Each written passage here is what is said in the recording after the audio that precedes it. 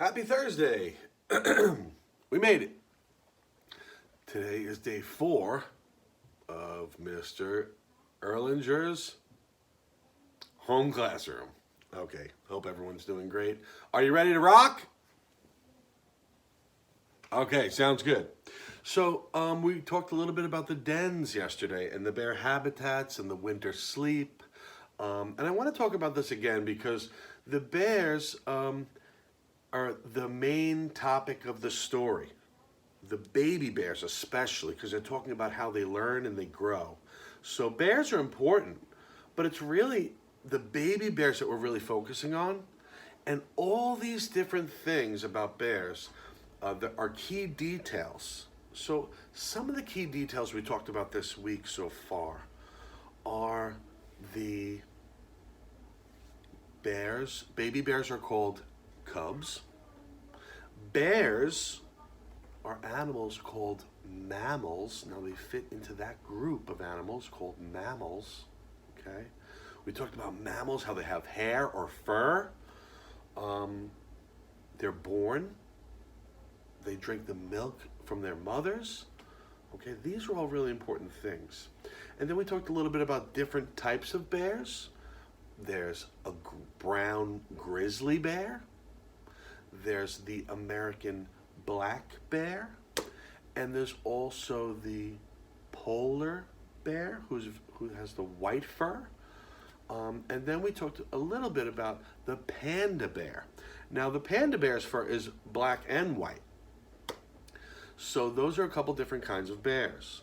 We talked about the different things that bears eat. All right, it's really important. We eat meat and plants. Lots and lots of people do. If a person chooses not to eat meat, that's okay. And there's a special name for that. It's called a vegetarian. People that do not eat meat, they really just enjoy eating lots and lots of plants and fruits and vegetables and all things like that. So we talked a little bit about that winter sleep. So the bear eats lots and lots of food, goes to sleep. Now what's going on in the wintertime when it's all windy and snowing outside? What is this bear doing inside the den? Well, we know that the cubs drink their mother's milk while she's sleeping, and they can get that food to help them. We also know that the mothers make those holes before the winter comes. If she waits till it's too late, it will be very difficult with the frozen ground and with the snow covering the ground. So being prepared is really an important thing. So I wanted to also shed light on that. Some bears dig caves or holes, and they do that underneath the tree roots. Okay, so they dig in the ground a little bit to actually get those and make those. And some bears dig holes in the hills, holes in logs. I saw a picture of a bear making a hole inside of a dead tree. He just carved it out and climbed in there, and it was like a tree sleeping bag. It was really interesting.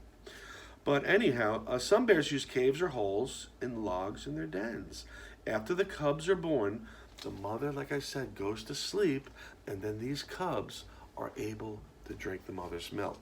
And that helps them stay alive. If they don't eat, that could be a problem. They could get sick or something even worse. But more importantly, they need that food and protection from the mother, and she's going to help them do that. And I also want you to realize that these bears stay very, very close to their mothers. Once the bears reach 2 or 3 years old, the bear can go off on his own. Now, when I was 2 years old, I couldn't ride a bicycle, I couldn't ride a skateboard, I couldn't make a cheese sandwich when I was 2 years old.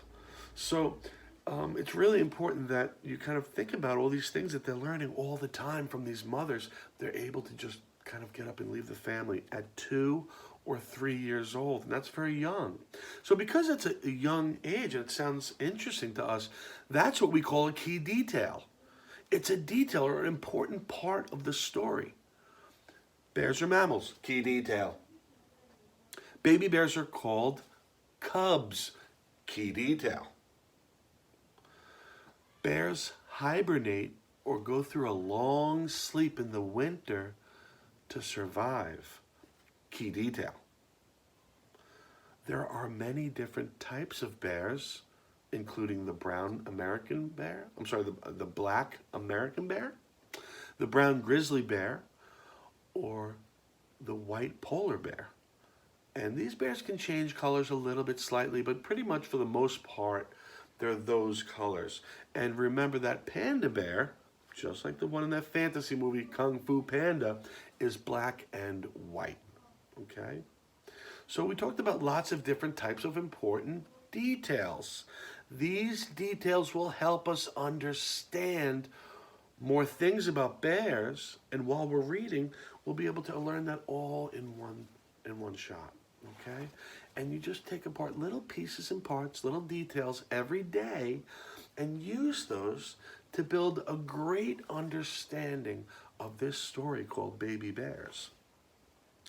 Now, we talked about the bears being young and learning to climb the trees and things like that. And oh my goodness, look at these bears in the den. I had to just show you this. Oh, wrong side, this side. Look at those, look at the baby bear. Those bears in the snow den. Those bears it looks like they're in like a little hole, but that's a den. That's gonna keep them safe. And then that really little baby. But then the bears start growing up and they're on their own. Well, bears grow up. Okay, that's a part of the life for a bear. And more importantly, cubs, these baby bears, they grow up into big bears. And that's important too. Now, each bear goes through a set of changes, and we talked a little bit about this the other day, called a life cycle. Life cycle are the changes that a bear goes through between the beginning of his life and towards the end of his life. Lots of things are happening besides the bear just growing, okay? So I'm gonna show you a picture. This is a really good picture. It says, the adult bear can make babies, okay? And then it says, a black bear cub drinks its mother's milk. So we went from babies to cubs drinking the milk, so they're getting a little bigger, not much. Soon the cub leaves its den. It still nurses the mother's milk, but it starts eating other foods too. I know if a bear might see a bunch of blueberries on a bush, the bear might start eating those blueberries. That's what bears do. So they're not only having the mother's milk, they're learning how to do other things like find berries, go searching for them, almost like shopping, and then hunting for other animals like the fish, waiting for that waterfall and the fish jumping out and know just the perfect time to catch that fish in the bear's mouth. Then the cub becomes an adult. Now, the cubs stick around when they're under 5. But I don't know, I just want to make sure I said this correctly. When they're 2 or 3, they're coming back for more milk from the mommy. They're learning about other foods, but they're not quite ready to just go out into the world. I think I might have said that. I didn't mean to say that. Because these bears get a little bit older and then they're ready. So we're talking between 3 years old and 5 years old. These bears are almost like humans finishing high school and moving on, okay? So the bears are able to just kind of leave and make their own family and find their own safe place to stay and find their own place to get food or find a berry bush or be next to water that has fish, okay? So these are all important parts.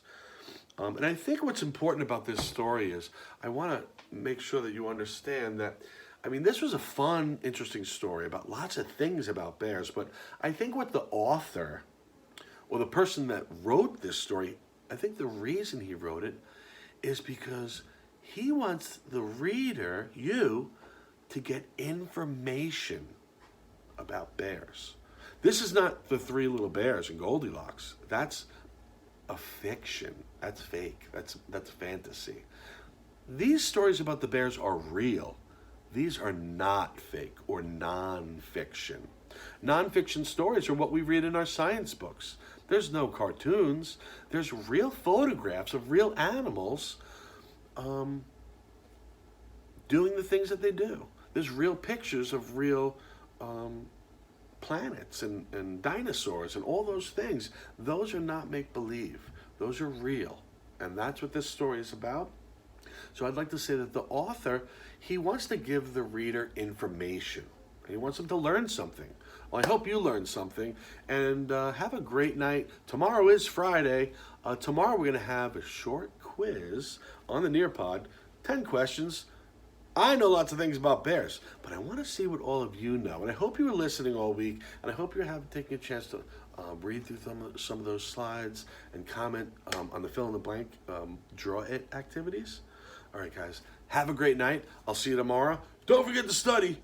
I even put a little study guide for you. If you want to check it out on the Nearpod, by all means, definitely check that out. Everybody have a great night, and signing off. I'll see you next time.